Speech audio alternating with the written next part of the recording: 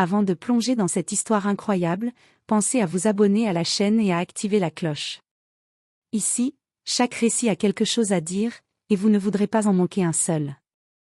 Dans la grisaille de la ville industrielle de Nijni Novgorod, Ivan Petrov passait inaperçu. Chaque matin, à l'aube, il franchissait les portes de l'usine avec sa combinaison grise, ses mains calleuses et son regard humble. Les machines, bruyantes et mécaniques, rythmaient sa vie monotone, et ses collègues le saluaient poliment, mais sans jamais chercher à en savoir davantage. Pour eux, Ivan n'était qu'un simple ouvrier, un visage parmi tant d'autres, destiné à fondre dans l'anonymat de la routine. Pourtant, derrière cette façade ordinaire se cachait un passé extraordinaire que personne ne soupçonnait. Ancien soldat décoré, Ivan avait accompli des missions qui avaient sauvé des centaines de vies, souvent au péril de la sienne. Mais la guerre, le silence et l'humilité l'avaient poussé à disparaître dans l'anonymat. Il refusait les honneurs, les regards admiratifs, préférant la simplicité de sa vie actuelle. Ce matin-là, comme tous les autres, Ivan avançait dans l'usine, les mains tachées d'huile et le cœur lourd de souvenirs qu'il taisait. Il ignorait que sa vie ordinaire allait basculer. Le ministère russe de la Défense venait de découvrir l'ampleur de ses actes héroïques, et une médaille prestigieuse, le titre de héros de Russie, allait bientôt changer la perception que tous avaient de lui. Ceux qui le voyaient comme un simple ouvrier allaient découvrir qu'il côtoyait un homme qui avait défié la mort et marqué l'histoire. Mais Ivan, fidèle à lui-même, hésitait. L'honneur suprême de la nation, ou le calme de l'anonymat qu'il avait choisi? La ville entière s'apprêtait à découvrir que parfois, les héros se cachent là où on s'y attend le moins. Le sifflement aigu des machines résonnait dans l'immense hangar. Les ouvriers s'activaient, enchaînant gestes et routines mécaniques. Parmi eux, Ivan Petrov avançait sans se faire remarquer, ses gestes précis et silencieux. Ses collègues le connaissaient pour sa ponctualité et sa discrétion, mais rien dans son comportement ne trahissait le passé incroyable qu'il portait en lui. Ce matin-là, un nouveau superviseur avait été envoyé pour observer l'équipe. Alexei Morozov, jeune et ambitieux, parcourait les rangs avec un carnet à la main, notant chaque erreur, chaque hésitation. Il s'arrêta devant Ivan. « Toi » dit-il, en fronçant les sourcils. « Tu sembles travailler vite, mais tu restes, trop en retrait. Pourquoi ne parles-tu jamais » Ivan haussa simplement les épaules. « Je fais mon travail. » C'est tout. Alexei, perplexe, le dévisagea. Il ne savait pas que ce silence cachait des années de combats, de missions secrètes et de dangers que le monde civil ne pouvait imaginer. Pour Alexei, Ivan n'était qu'un ouvrier tranquille, peut-être un peu trop mystérieux pour être honnête. Pendant ce temps, Ivan manipulait les machines avec une précision que personne n'aurait cru possible. Ses gestes étaient rapides, sûrs, presque artistiques. Les pièces qui sortaient de ses mains étaient parfaites. Pourtant, il ne cherchait aucune reconnaissance. Il n'avait pas besoin d'applaudissements, la paix et la routine étaient son seul refuge. À la pause du matin, les collègues se regroupèrent autour de la cafétéria, discutant des dernières nouvelles et riant de blagues banales. Ivan, lui, resta seul à une table, dégustant son thé noir en silence. Ses yeux fixaient le vide, mais son esprit revivait des souvenirs lointains, la poussière d'une ville en ruine, le bruit des explosions, les visages des camarades qu'il avait perdus, et les décisions qu'il avait dû prendre pour survivre et protéger d'innombrables vies. C'est alors qu'un bruit inhabituel retentit à l'extérieur de l'usine. Une camionnette officielle s'arrêta, et des hommes en uniforme descendirent, portant des documents scellés. Un instant plus tard, Ivan sentit que le monde autour de lui allait changer. La tranquillité de sa vie ordinaire était sur le point de voler en éclats. Alexei, curieux, s'approcha de lui, ignorant encore que l'homme qu'il croyait si simple allait devenir le centre de l'attention nationale. « Ivan Petrov » dit l'un des hommes en uniforme. « Nous avons des nouvelles importantes à vous annoncer. » Ivan posa sa tasse de thé, son regard calme, presque détaché, tandis qu'un frisson parcourait l'assemblée.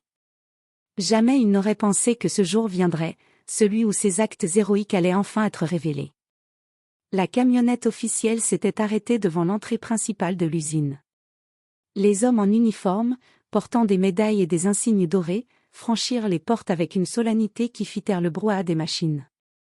Tous les ouvriers se tournèrent, surpris, curieux, tandis qu'Ivan restait immobile, le visage impassible, comme s'il ne savait pas ce qui l'attendait. Un colonel s'avança, son regard sérieux mais respectueux, et posa une mallette devant Ivan. Il l'ouvrit lentement, révélant une boîte en velours bleu contenant une médaille étincelante. « Ivan Petrov !» commença le colonel, sa voix résonnant dans le hangar silencieux, le président de la Fédération de Russie a décidé de vous décerner le titre de héros de Russie, la plus haute distinction de notre nation. Vos actes de bravoure ont sauvé des centaines de vies et protégé l'intégrité de notre pays. Un murmure parcourut l'assemblée. Les collègues d'Ivan échangèrent des regards incrédules. Certains riaient nerveusement, d'autres secouaient la tête, persuadés qu'ils avaient mal entendu. Alexei Morozov, le jeune superviseur, s'avança en tremblant légèrement. Quoi ? Ce n'est pas possible. Tu es, un ouvrier ici, tu. Ivan ne répondit pas immédiatement. Il s'agenouilla légèrement, prit la médaille et la fixa, comme s'il voyait en elle un passé lointain et douloureux. La pièce brillait sous la lumière crue des lampes industrielles, et pour la première fois, ses collègues virent autre chose que l'ouvrier silencieux, un homme qui avait affronté la mort, le danger, et qui portait désormais le poids de l'honneur national. Le colonel continua, « Vos exploits ont été secrets pendant des années pour protéger votre identité et vos camarades. Mais il est temps que le pays sache que le courage ne se mesure pas à l'apparence ou à la position sociale. Vous êtes un exemple pour tous. » Alexei s'approcha, incapable de cacher son admiration mêlée de gêne. « Je vous ai jugé à tort. » murmura-t-il. « Je pensais que vous étiez, juste un ouvrier parmi tant d'autres. » Ivan sourit légèrement, un sourire empreint de sagesse et de fatigue. « La vie m'a appris à rester discret. Mais le courage ne disparaît jamais, même lorsqu'il est caché. » Les journalistes, alertés par l'arrivée des hommes officiels, avaient déjà commencé à prendre des photos et à filmer la scène. La nouvelle allait faire le tour du pays, l'homme que tous considéraient comme un simple ouvrier était un héros national. Dans le hangar, les machines semblaient soudain plus silencieuses, comme si elles respectaient la grandeur du moment. Les ouvriers, bouleversés, réalisaient qu'ils avaient travaillé à côté d'un homme qui avait défié la mort et changé l'histoire. Ce jour-là, Ivan comprit que sa vie anonyme venait de basculer. La reconnaissance officielle, les regards émerveillés et les caméras, tout allait changer. Mais au fond de lui, il savait que rester fidèle à sa simplicité serait le plus grand défi à venir. Les jours qui suivirent la cérémonie furent intenses pour Ivan. Les journaux et les chaînes de télévision envahirent la petite ville industrielle, inondant les habitants d'images du « héros ouvrier ». Les réseaux sociaux s'emballèrent, des millions de vues, des centaines de commentaires admiratifs. Mais si certains voyaient en lui un modèle de courage et d'humilité, d'autres ne pouvaient cacher leur jalousie ou leur scepticisme. À l'usine, l'atmosphère avait radicalement changé. Les collègues qui l'avaient ignoré ou méprisé se rapprochaient désormais, certains avec des excuses maladroites, d'autres avec des sourires intéressés. Alexei Morozov, le jeune superviseur, s'approchait de lui tous les jours, oscillant entre admiration et culpabilité. « Ivan » dit-il un matin, en posant une main sur son épaule. « Je voulais m'excuser pour ce que j'ai dit avant. Je ne savais pas, je ne pouvais pas savoir. » Ivan hocha simplement la tête. « Le passé est derrière nous. Ce qui compte, c'est ce que nous faisons aujourd'hui. » Sa voix était calme, mais derrière cette sérénité se cachait la fatigue de devoir porter désormais un rôle qu'il n'avait jamais voulu, celui de héros public. La médaille avait apporté reconnaissance, mais aussi des pressions inattendues. Des officiels et des médias demandaient des interviews, des photos, des conférences. Même sa vie privée devint un sujet de curiosité. Les voisins le regardaient différemment, et certains murmuraient dans son dos. Un soir, alors qu'il quittait l'usine tardivement, Ivan s'arrêta devant son petit appartement, contemplant la ville illuminée. Il pensa à ses camarades tombés, à ses missions passées, et à l'anonymat qu'il avait perdu. La gloire publique était une chose qu'il n'avait jamais cherchée, et pourtant, elle lui tombait dessus comme une vague. Le lendemain, un jeune journaliste local frappa à sa porte. « Monsieur Petrov, vos collègues ont dit que vous êtes un homme humble, presque invisible avant votre médaille. Comment vivez-vous cette attention soudaine ?» Ivan sourit légèrement, les yeux brillants d'une mélancolie tranquille. La vie m'a appris à rester fidèle à moi-même. Les médailles et les honneurs ne changent pas qui nous sommes à l'intérieur. Mais malgré ses paroles calmes, Yvan sentait le poids de la responsabilité.